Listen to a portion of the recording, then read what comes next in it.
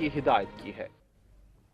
پنجاب کے محکمہ ماحولیات نے آلودگی میں اضافے کا اعتراف کر لیا۔ سیکرٹری ماحولیات پنجاب سے سیف انجم کا کہنا ہے کہ ساہیوال کول پاور پروجیکٹ سے ماحول کو کوئی خطرہ نہیں، ہمیں لوگوں کو متبادل ٹیکنالوجی فراہم کرنا ہوگی۔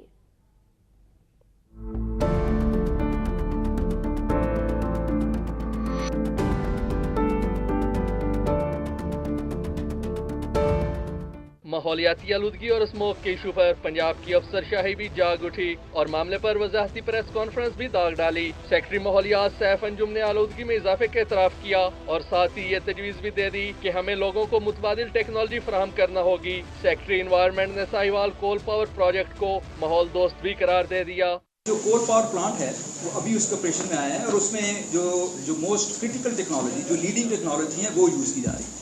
کول پاور پلانٹس ہیں وہ دنیا بھر میں چلتے ہیں، امریکہ میں بھی چلتے ہیں، جو نا دنیا بھر میں ہیں۔ اگر پاور پلانٹ چل رہا ہے اور وہ چاہے گیس سے چل رہا ہے، چاہے وہ آئل سے چل رہا ہے، چاہے کول سے چل رہا ہے، اگر وہ اپنی ٹیکنالوجی کو اسٹیٹ آف دی آرٹ نہیں رکھتا تو پولوشن کاز کرے گا، اگر وہ اسٹیٹ آف دی آرٹ ہے تو پولوشن نہیں کاز ہوگی۔ دوسری جانب ڈی جی میٹ محمد ریاض نے خبردار کیا ہے کہ آئندہ چند روز تک اسموک میں کمی کا کوئی امکان نہیں اور اس دوران حد نظر بھی کم ہو سکتی ہے۔